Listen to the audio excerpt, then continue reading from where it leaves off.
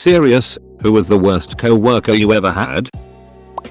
I work with a rockstar employee. This means they are ducking brilliant, but a nightmare to work with. They frequently forget to attend meetings. Work hours that piss off everyone else. They're a complete hypocrite when it comes to working standards. Itch about everyone else. Piss off their coworkers by their constant, but mostly valid, complaining and can't follow the simple rules everyone else in the company has to follow. Unfortunately, they're absolutely amazing at their core job and we'd be ducked without them because our workplace is obsessed with hiring cheap overqualified. So we suck it up and have them contribute in a different way to our already stupidly toxic environment. Why the duck haven't I left this shit show of a company yet?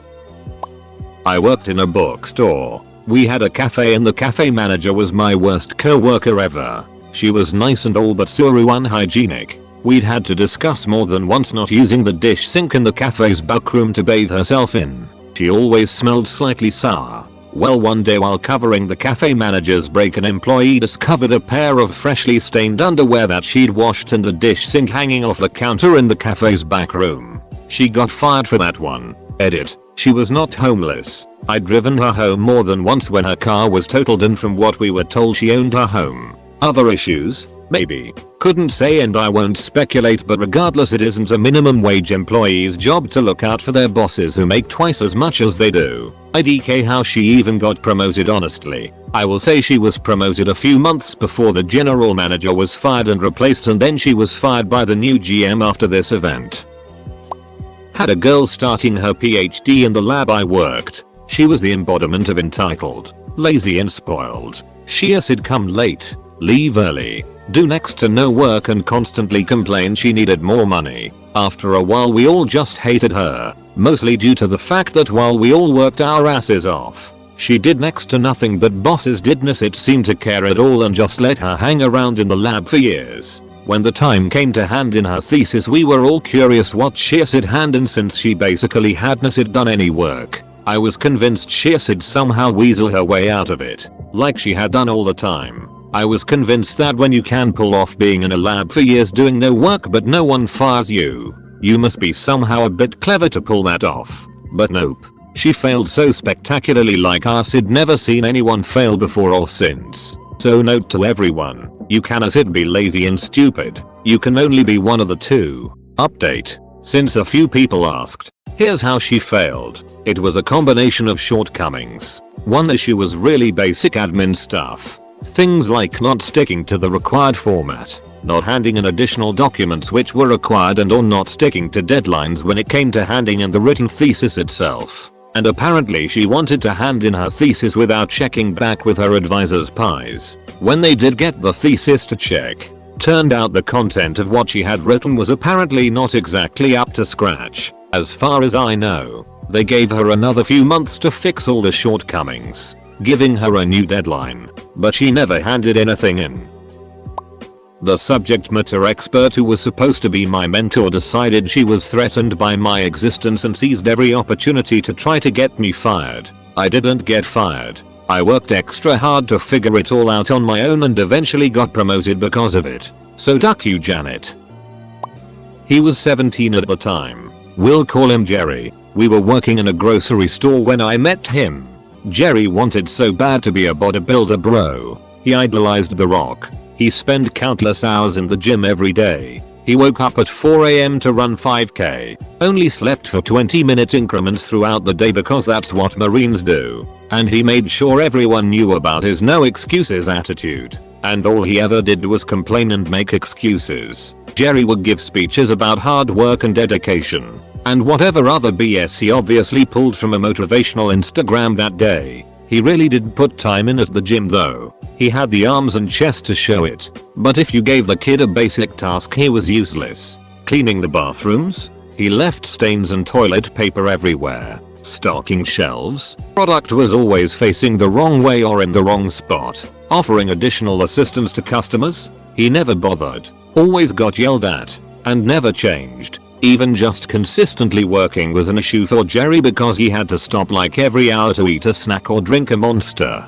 For some reason Jerry thought I was his friend, and he would always complain to me when he got yelled at by management. He made up this conspiracy theory that management hated him and wanted to see him fail. According to him, he was never actually ducking up. Management was just bullying him. He would say it like they're just jealous. They don't work as hard as me and that makes them jealous. Jerry lived in a fantasy land that was a product of too many quotes he probably got from some bodybuilding calendar. Eventually Jerry quit because he was tired of the bullet. And he went to work in fast food under his older brother. Jerry got fired by his older brother. Jerry tried joining the military but apparently couldn't hack it. Tried becoming a cop but couldn't hack it. Now he's a valet at the local mega church and he recently turned 25. He'll probably get fired or quit there too. One I hired. She was our neighbor, a young mother whose husband was a truck driver. I knew they struggled with finances, had been evicted from past apartments, gone to their church for help with food and utilities, etc. When she told me she was laid off from her job at a bank, I hired her at the store I managed. It was the beginning of the busy season and I figured that would give her a few months to get back on her feet while she looked for something back in banking. Instead, she worked for me less than 2 weeks. In that time, she stole from the register and another employee, was late twice, and quit by leaving her uniforms balled up in a grocery bag with a note saying she just couldn't do it anymore. That chick was an A1 scam artist and I held a grudge against her for a long time. My first job out of college, I worked in an HR department. We hired a new VP of HR, so my boss's new boss. Before day one I scheduled a flight of hers and forwarded her all the information along with a friendly email saying that I was very excited that she was starting at our company. I told her to let me know if she needed anything. Very typical email for me to send. Didn't matter your role at the company. Day 1. She walks in and asks for me specifically. I stood up and smiled and went to shake her hand warmly, because who asks for the lowest on the totem pole? She refused to shake my hand and showed me an email. The email I sent her with her flight information. She asked what was wrong with it. I was alarmed and read through it again. Then had to sheepishly admit I wasn't sure. But I'd love to know for next time. She said, "You come across as such a brown noser. I came to talk to you first so you could rub your face in my ass now and we could get it over with." I told her that's how I talk to everyone at the company. I see us all as a team and that's how I work. She guffawed and handed me a piece of paper she had shoved in her pocket. "Here, good to know you are for real. You can get started." Then, my list of tasks included getting her computer set up, already done. Her email up and running, already done. Her new passwords, already done. And a few other things for comfort around her office which I could complete in about 5 minutes. I did so and returned promptly. She slapped the piece of paper out of my hand and called me a liar. I told her making sure that she was comfortable on her first day was part of my job and I accomplish many of the tasks before new employees arrive. She asked me to escort another employee into her office. So I went and got that employee and brought them down to the new VP's office. That employee was promptly fired. No reason given and the two had never spoken before. And I was asked to escort that employee out. It was at that moment I decided to start looking for new roles. The new VP basically made me her itch for the 3 months while I looked. I was denied any vacation requests, sick leave, breaks, when my peers in my department could do whatever, whenever. I finally got an offer and went to resign with my 2 weeks notice. I told my direct boss first, who congratulated me, and he also said he'd tell the VP for me since he was so worried about her reaction. The new VP came in screaming about how working for her was the opportunity of a lifetime. How could I pass that up? I am an idiot. That's why nobody can be trusted. Lots of other it went down with that woman but I was very happy to walk out the door. TLDR. New VP was a rich. Made my life hell for months while I looked for a new job. Edit. Wow. This sorta blew up. Let me answer some questions. The owner hired her. He enabled all of this. There was no reporting her because it would have been directly to him and that would have gotten us fired immediately. Why didn't I shut down and turn into a rich? Because I am a rug and you can step all over me. Especially when I was 22. I am more likely to stick up for myself now. How was that firing allowed to happen? I am located in an at-will state. Which means in short that anyone can be fired for any reason at any time without just cause so long as that reason is not discriminatory. Trust me when I say that there was more than one spectacular firing, worthy of popcorn, awful to watch unfold in real life, when she was there.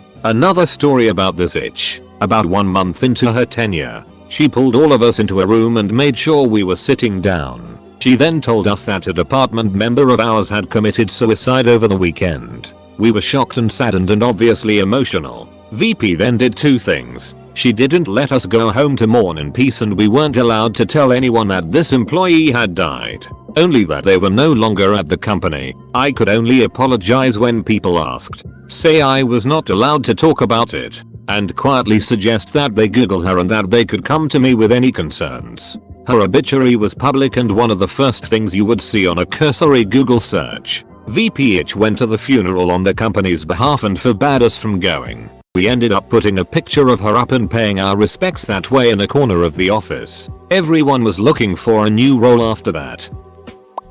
He stole from people, would let himself in uninvited to homes, groom and prey on teens. 13-17. Harassed a girl for years and pulled a knife out on her when she rejected him. And more. He didn't get the boot until years later because he was such a good worker. The guy is in his mid to late 30s and still does this at working not far from a middle school and his former workplace. When any of the above happened, the higher ups would say he never acted like around me and would ignore the situation. Worked at an Americanized Japanese fast casual restaurant. We used to cook these gigantic pots of noodles. Like, you better use proper lifting procedures or you'll hurt yourself. It was a daily affair. From the stove they get tossed in an ice bath and then portioned into roughly 1 million individual bags. Obviously nobody liked doing it, but it had to be done. This one kid, who always sucked, slow, late, dumb, complained, just generally bad, decided that if he just poured them down the garbage disposal he wouldn't have to portion them. Not including the water, it was probably 40 pounds of noodles, 18 kg. Well, it clogged the pipes to such an extent that floor drains across the back of house started flooding and we couldn't use the dishwasher or drain sinks. And guess what? He just cooked more frickin' noodles. I know it's not the biggest deal, but the selfishness required to destroy product property, screw our shift over, really screw the next shift over, and the stupidity to think nobody would notice, just to escape some tedium when he was going to be in the building all day anyway, just boggles my mind. I would prefer to work with the aggressive felon who would threateningly coerce co-workers into seeing his itty metal band perform afternoon shows at strip clubs. Thank you very much. I have two who actually tie into each other. I worked at Walmart when I was 20ish and worked in the back, receiving, sorting, and staging product as it came off the truck. There were 4 of us. The lead Robert, myself, and 2 kids. We also had the 3 folk from the team that processed returns to merchants. One of those was a middle to late age man named Jan. We all reported to one boss in the back who was never actually there and none of us really knew when he'd be around. To start off with, I had worked at a Walmart previously, so I had experience coming in. You may think lol, it's Walmart. What kind of experience do you need? But I had worked to build a store from the foundation up, so I knew all sorts of stuff about everywhere. You'd think I'd be on a track to promotion. And so did I. Till Robert just vanished. Robert was gone for 2 months. During this time the boss had been notified and he asked me to step into Robert's role as lead, which consisted of a bit of scheduling and mostly making sure the others didn't d around all day. I did this no problem for 2 months. Then as quietly as he disappeared, Robert came back. No notes, no doctor's explanations, no anything. He was immediately handed his old vest and the boss told him he'd sort out the rehire later. And just like that, the interview I had for Robert's position as a lead was closed and Robert was rehired without any penalty despite 2 months no show. On that particular day it was 110F and I was already absolutely fuming when a truck that we had been waiting on rolled up. Turns out the driver had tried to drive in overnight and was going to exceed his driving allowance, so had pulled over at 6 AM and slept till 1 PM. The trailer had sat in the sun and was hot. I'm talking open the door and heat just blasts you, but we needed to get it unloaded. So me and one of the boys dove in and started pitching everything we could out. Robert got a pallet jack and was trying to arrange some stuff to make the 2 7-feet high pallets of dog food easier to get out, but had got them stuck instead and called Jan over to help. Jan is a big guy. He's German. Complained loudly and often. And ate sauerkraut without fail for lunch every day. Jan and Robert are working away trying to get these pallets out while me and the kid were basically stuck in the sweltering trailer. Suddenly I hear Robert cough and Jan goes oof. Oh, and Robert backs slowly away from the truck while Jan just gets back into it and keeps working away. Then the smell hit. We're in a trailer that's easily 120 in the sun. Baking, sweating and barely able to breathe, and Jan just let out the most god-awful silent fart. Sauerkraut and sausage. We had fans blowing into the trailer over the dog food pallets to keep me and this poor kid from dying of heat exhaustion, and suddenly we're ground zero of this nuclear fart. I can taste it. My eyes are watering. The poor kid next to me is dry heaving and we're absolutely stuck because Robert jammed the goddamned pallets together at a ducked up angle. I slice the shrink wrap and just start chucking bags of dog food behind us. The kid starts helping while he's gagging, and finally we clear about 4 rows out and I boost him up and crawl up myself and out into the warehouse. I ripped my vest off and walked into the office where the boss was, and chuck it in his face and walk out. As I leave I can hear him asking Robert what happened and Christ, what's that smell? In my workplace, people are human. They have a brain. They can understand things. They can think for themselves, and they know they can try to fix a common problem by themselves before calling for help. I'm the computer guy in a small company of 40 people. We use an in-house program that runs on a Linux machine, used for a specific task about 3 times a day. I've made a manual to help the users use the program before calling for help.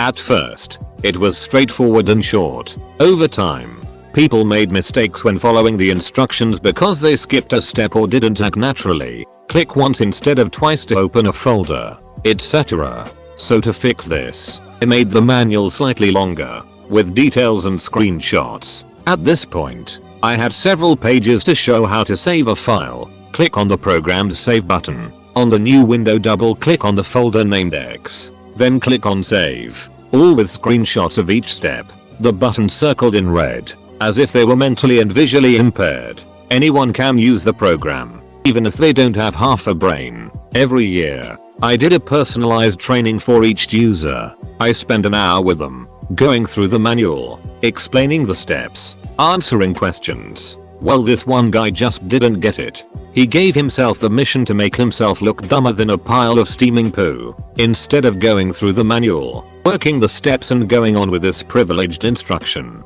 he spent 30 minutes trying to debate each phrase of the first page of the manual. That sentence might be ambiguous. Maybe it could be interpreted like this or that. Instead of this word, I maybe would have used that word. Dude, those words have the same meaning. And why would you struggle with this? Can't you read? Isn't this your native language? How come you're the only one struggling with simple sentences? Eventually, I pressed him to move on. I had a schedule to follow and didn't have time for his games. He managed to follow the procedure pretty quickly actually, since we were running out of time. But on the last step, the very last step, he entirely shut off his brain. That last step was turning off the computer. It's a Linux, so the display is very slightly different. It's a CentOS 6 with KDE. For those who don't know, it looks exactly like Windows. There's even the start button with a 4-colored flag in the bottom left corner. The instructions said to turn off the computer by clicking on the bottom left button, exactly like on Windows. What would you expect? Clicking on the button would open some sort of menu, and maybe there would be something like exit or shutdown, perhaps in red. Well, this guy couldn't imagine anything. He couldn't even find the button in the bottom left corner. The fact that the manual said exactly like on Windows didn't make him think it's the button at the very bottom, the most on the left, that looks like a flag like on Windows. He said, I see several buttons in the bottom left corner. I don't know which one to click on. I can't continue. Crossed his arms, sat back and waited. I tried to reason with him. I tried to make him see he's unreasonable. What does the button look like in Windows? Where is it on the screen? Look at this button in the bottom left. Do you think it looks like the start button in Windows? But he simply couldn't accept that he had to use any mental faculties, however basic, to shut down a computer. Maybe the manual should show which button is the start button. Maybe it would be less confusing. Dude, How come you're the only one who even noticed this isn't Windows? Why are you the only one struggling? I shut down the computer myself and kicked him out. Now, every step has a screenshot in the manual. Instead of being a straightforward 3-page manual, it's 30 pages long. People make mistakes because they find it too detailed, skip a step and aren't doing the right thing anymore. Honestly, from the beginning, some people just wing it, never open the manual and never have an issue. The program itself isn't complicated or confusing. But that guy, the guy who shat in my boots, the guy who can shut off his brain at will and play dumb while making an ass of himself. He had the nerve to come up to me one day and say, while trying to do some small talk, I installed Windows 10 on a computer at home. I had this error in that error, did this and that to fix it, and so on.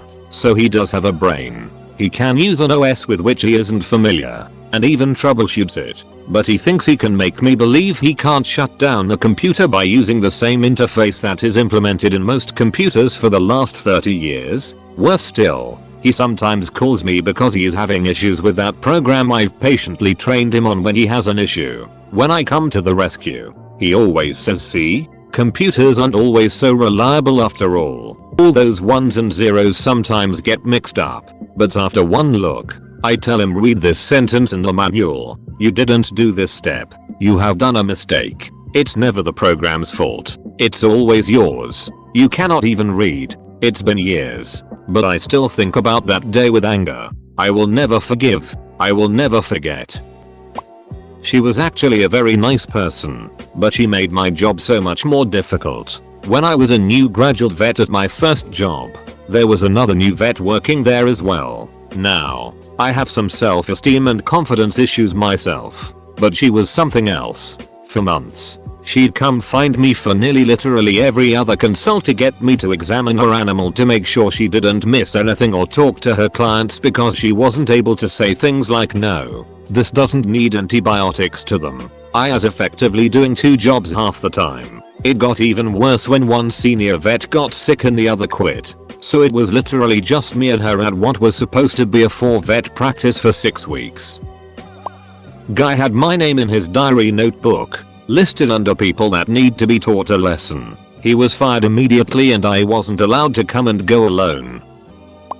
I worked at a fast food chain themed around a royal figure, and we got a new assistant manager who transferred in from a fast food chain known for their special sauce. She was the whiniest person I've ever met and made everyone else do her id for her. I was napping on my break when I was sick and she physically grabbed me and shook me awake to do something for her. I should have refused, but I was too sick and tired to fight, so I just did it. She lasted 2 weeks before being kicked to the curb. Duck you, Brittany. Edited to be sick and not 6. Duck you, Brittany, and duck you autocorrect. You ducking whore.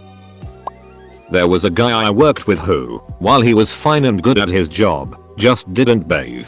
It filled the room. I could tell when he entered the building from the next floor up. Like, how do you tell a superior about washcloths and deodorant? My manager. After break, a girl didn't come back and I asked why, and my manager said it was because her grandfather passed away, and then said she could have at least finished her shift.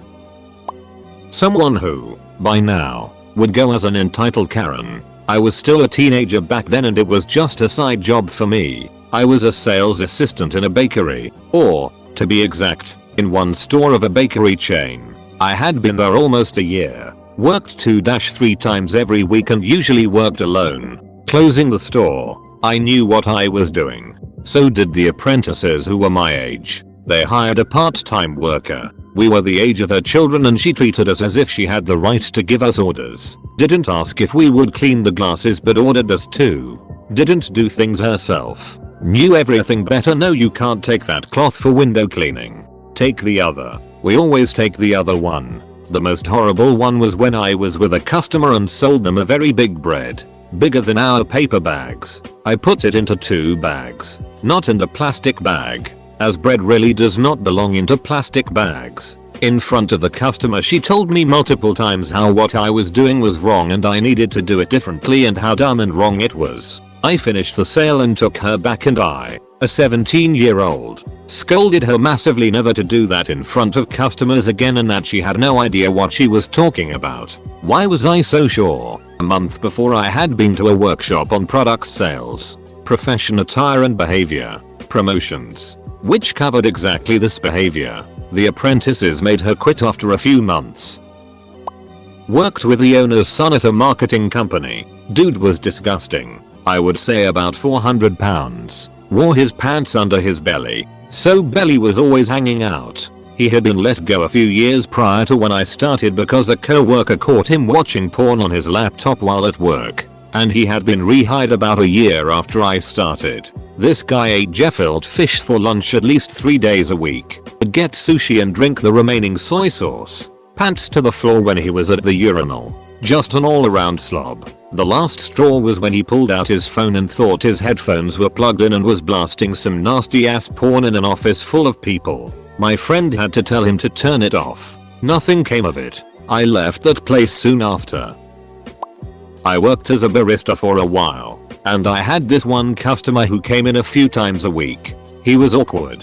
Not in the cute way, but I didn't think much of it. He'd try to start conversation and I'd be polite, but I wouldn't necessarily encourage him. He mentioned where he lived, and I noted that my chain had a coffee shop in his town, but he drove a couple towns over to mine, which I thought was odd. One day I'm at work and he orders a coffee, and as I'm making it, he starts talking about how cool and pretty I am and asks if we could go out sometime. I was pretty annoyed and I politely declined, saying I had a boyfriend, which I did at the time, and he said he's lucky. I wish I had a girl like you, which creeped me out. That was on a Friday. I come in for my shift on Monday and he's behind the counter in a uniform. Excitedly tells me he got a job here. I didn't really know what to do. Not only did he continue to hit on me and constantly try to get my social media from me, he was absolutely ducking incompetent and a health hazard. He came in with a disgusting rash on his arm once and he would scratch it and then handle people's food.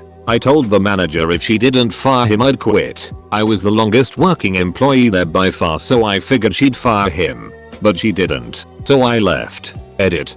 Thanks for the love, guys. Haven't had any contact with him since. Enjoying life at college now.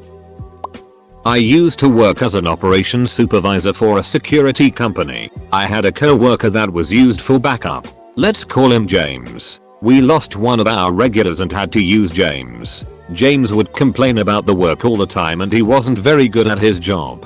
I was working the night shifts one rotation and he was covering the afternoons. We were working a 12-hour back-to-back. I was working midnight, noon, and James was working noon, midnight. On Saturday he relieved me at noon as normal and I went home to sleep.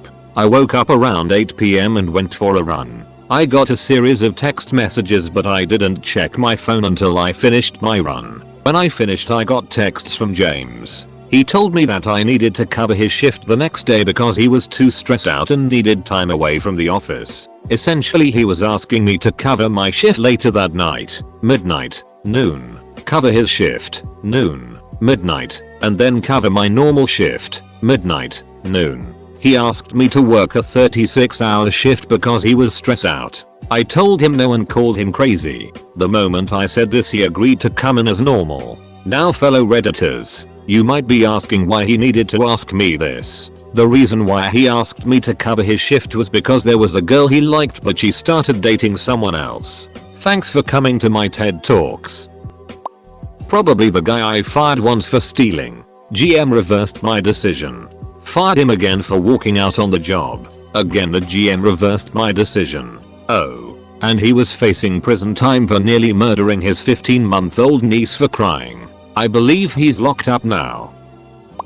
Oh man, where do I begin? I worked for a medical supply company who specialized in oxygen therapy and other respiratory supplies. I worked with this guy. We'll call him John. John was very religious and was a part of one of those cult-like churches who speak in tongues and force their beliefs on you. One day John tried to get into a religious discussion about homosexuality. I politely passed and told him that I didn't have a problem with it and what two consenting adults did in the privacy of their own bedroom was none of my business nor his. After a while he saw that I wouldn't play into these discussions at work or any other time and this made him angry. John would act very Christian-like until something made him angry. He would throw things around the warehouse for having to do his job. One time he decided to throw an oxygen tank filled to 2000 C. He regretted this decision when it hit one of the tank carts, sheared off the top and took off like a homing missile right back at his shin. I believe his shin was like a jigsaw puzzle that had to be put back together because it looked like a bag of Legos between his knee and ankle.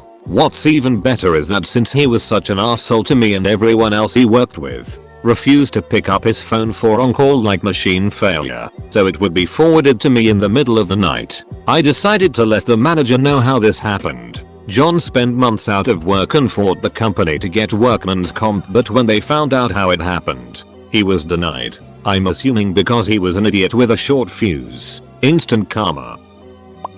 During college when I worked food, I had a coworker that absolutely could not handle customers coming in. I mean, we'd open and wouldn't have anyone come in for an hour. As soon as someone walked in he'd throw a fit. He was there so long it just broke him, I guess. Towards the end he took a chair and sat just outside the back door to the restaurant so he didn't have to be in the place. It was really sad and pathetic, honestly.